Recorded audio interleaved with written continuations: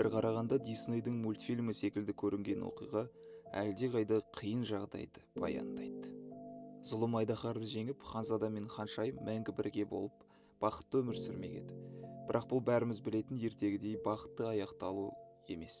Өйткені ханзадан айдаһардан да әлдеқайда қуатты, көзге көрінбейтін бір күш шарпиды.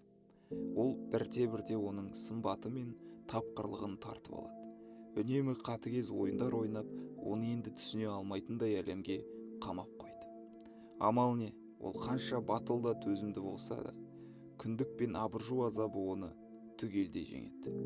Сөйтіп, сүйікті ханзадасын ол танымайтындай бейтанысқа айналдырады. Ал бір кездері өзін құтқарған жаннан түк қалмағанына қарамастан, ол қалған өмірін онан құтқаруға тырысып өткізбек болды. Бұл деменция, жадыға, ойлауға және күнделікті іс-әрекет жасау қабілетіне теріс әсер ететін ауру.